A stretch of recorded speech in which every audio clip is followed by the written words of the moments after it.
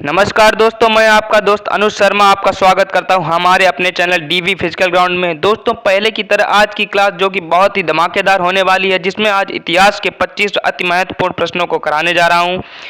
चलिए शुरू करते हैं आज के प्रश्नों को। तो प्रश्न नंबर 26 ये रहा आपकी स्क्रीन पर। कुतुब मीनार के पास स्थित लौह स्तंभ किस राजा ने बनवाया था? ऑप्शन नंबर ए चंद्रगुप्त द्वितीय, option number B Samudragupta, option number C Skandagupta, option number D Ramagupta. तो दोस्तों, इस प्रश्न के सही जवाब की बात की जाए तो ऑप्शन नंबर ए आपका बिल्कुल सही होता है यहाँ पर, चंद्रगुप्त द्वितीय ने। चलते हैं अगले प्रश्न की तरफ, प्रश्न नंबर 27 की तरफ। प्रश्न नंबर 27, स्वामी दयानंद सरस्वती ने किस समाज की स्थापना की थी? तो दोस्तों, ऑप्शन नंबर ए ब्रह्म समाज, option number B Arya Samaj, option number सी प्रार्थना समाज, ऑप्शन नंबर डी दयानंद वैदिक समाज। तो दोस्तों, स्वामी दयानंद सरस्वती जी ने आर्य समाज की स्थापना की थी। अगर ब्रह्म समाज की बात की जाए तो ब्रह्म समाज की स्थापना राजा राम मोहन राय ने की थी। अगर प्रार्थना समाज की बात की जाए तो प्रार्थना समाज की स्थापना आत्माराम पांडुरंगा ने की थी। तो दोस्तों, इस प्रश्न का सही जवाब होगा आपका ऑप्शन नंबर बी। चलते हैं अगले प्रश्न की तरफ, प्रश्न नंबर 28 की तरफ। प्रश्न नंबर 28 ये रहा आपकी स्क्रीन पर। निम्नलिखित में से किसने इबादत खाना बनाया था? तो दोस्तों, option number A Akbar, option number B Aurangzeb, option number C Shahjahan, option number D Jahangir. तो दोस्तों, इनमें से इबादत खाना अकबर ने बनवाया था। तो दोस्तों, इस प्रश्न का सही जवाब होगा आपका ऑप्शन नंबर ए। चलते हैं अगले प्रश्न की तरफ, प्रश्न नंबर 29 की तरफ।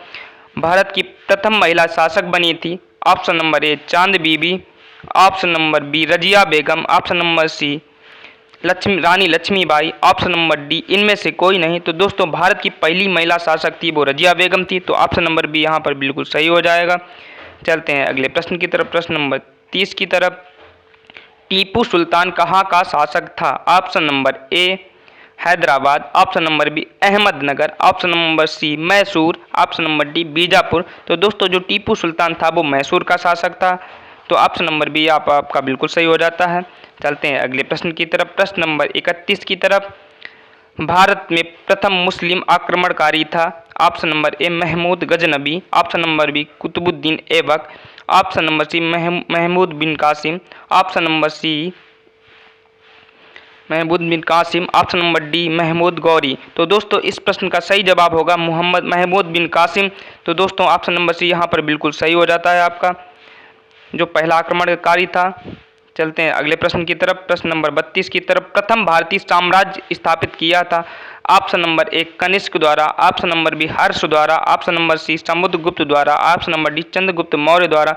तो दोस्तों, जो प्रथम भारतीय साम्राज्य स्थापित किया गया था वो चंद्रगुप्त मौर्य द्वारा किया गया था। ऑप्शन नंबर डी यहाँ पर बिल्कुल सही हो जाएगा। चलते हैं अगले प्रश्न की तरफ, प्रश्न नंबर 33 की तरफ। प्रश्न नंबर 33 ये रहा आपकी स्क्रीन पर। किसके समाधि के कारण नांदेड़ गुरुद्वारा सिखों द्वारा पवित्र माना जाता है? ऑप्शन नंबर ए गुरु अमरदास की, option number B Guru Angad की, ऑप्शन नंबर सी गुरु अर्जुन देव की, ऑप्शन नंबर डी गुरु गोविंद सिंह की। तो दोस्तों, जो नांदेड़ गुरुद्वारा है वो गुरु गोविंद सिंह की समाधि के द्वारा पवित्र माना जाता है। तो ऑप्शन नंबर डी यहाँ पर बिल्कुल सही हो जाता है। चलते हैं अगले प्रश्न की तरफ, प्रश्न नंबर 34 की तरफ। प्रश्न नंबर 34 ये रहा आपकी स्क्रीन पर। विख्यात सोमनाथ मंदिर को किसने नष्ट किया था?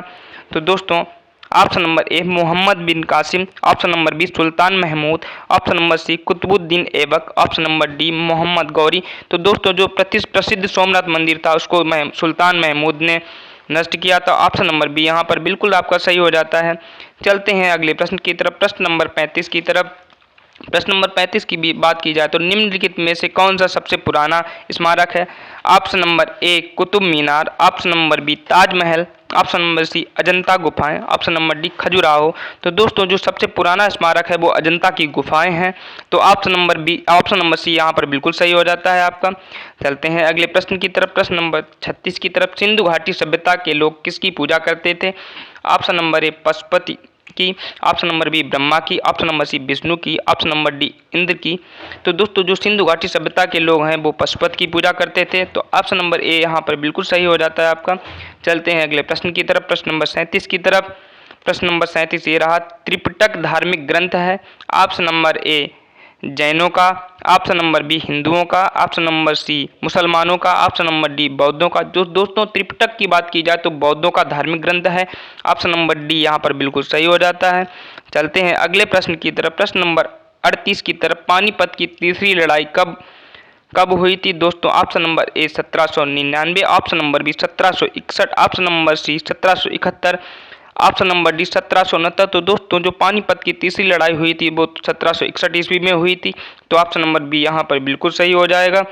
चलते हैं अगले प्रश्न की तरफ। प्रश्न नंबर 39 की तरफ। प्रश्न नंबर 39 ये रहा आपकी स्क्रीन पर। मुगल साम्राज्य की नींव किस लड़ाई के बाद मानी जाती है?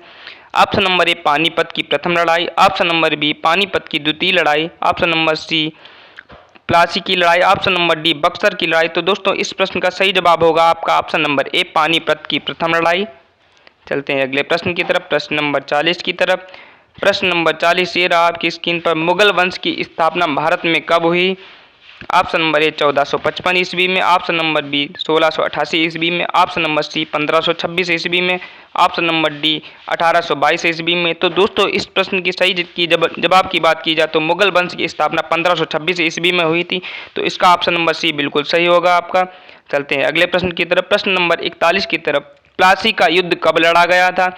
ऑप्शन नंबर ए 23 जून 1757 ईस्वी, ऑप्शन नंबर बी 26 जून 1756 ईस्वी में, ऑप्शन नंबर सी 23 जून 1759 ईस्वी में, ऑप्शन नंबर डी 27 जून 1757 ईस्वी में। तो दोस्तों इस प्रश्न के सही जवाब की बात की जाए तो ऑप्शन नंबर ए यहाँ पर आपका बिल्कुल सही हो जाता है। 23 जून 1757 ईस्वी में प्लासी का युद्ध लड़ा गया था। चलते हैं अगले प्रश्न की तरफ। प्रश्न नंबर 42 की तरफ। प्रश्न नंबर 42 ये रहा आपकी स्क्रीन पर। बक्सर का युद्ध कब आरंभ हुआ था? ऑप्शन नंबर ए 1783 ईस्वी, ऑप्शन नंबर बी 1763 ईस्वी, option number C 1793, option number D 1563। तो दोस्तों इस प्रश्न के सही जवाब की बात की जाए तो 1763 ईस्वी में बक्सर का युद्ध आरंभ हुआ था।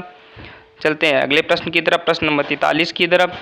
प्रश्न नंबर 43 ये रहा आपकी स्क्रीन पर। दिल्ली का लाल किला किसने बनवाया था? तो दोस्तों option number A Humayun, option number B Akbar, option number C Shahjahan, option number D Sher Shah. तो दोस्तों जो दिल्ली का लाल किला बनवाया था वो शाहजहां ने बनवाया था। तो ऑप्शन नंबर सी यहाँ पर बिल्कुल सही होता है आपका। चलते हैं अगले प्रश्न की तरफ। प्रश्न नंबर 44 की तरफ। शिवाजी के प्रशासन में पेशवा किसे कहा जाता था? ऑप्शन नंबर ए रक्षा मंत्री, ऑप्शन नंबर बी धार्मिक मामलों का मंत्री, ऑप्शन नंबर सी मुख्यमंत्री, ऑप्शन नंबर डी न्याय मंत्री। तो दोस्तों शिवाजी के प्रशासन में जो पेशवा कहा जाता था वो मुख्यमंत्री को कहा जाता था। तो ऑप्शन नंबर सी यहाँ पर आपका बिल्कुल सही हो जाता है।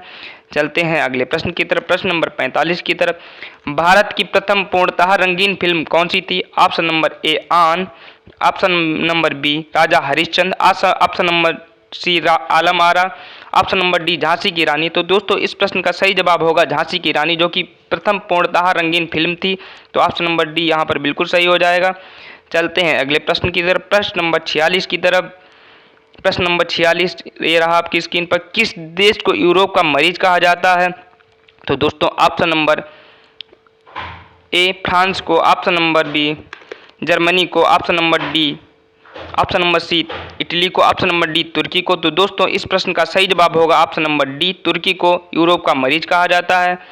तो ऑप्शन नंबर डी यहाँ पर बिल्कुल सही हो जाएगा। चलते हैं अगले प्रश्न की तरफ। प्रश्न नंबर 47 की तरफ। जर्मनी का एकीकरण कब पूरा हुआ?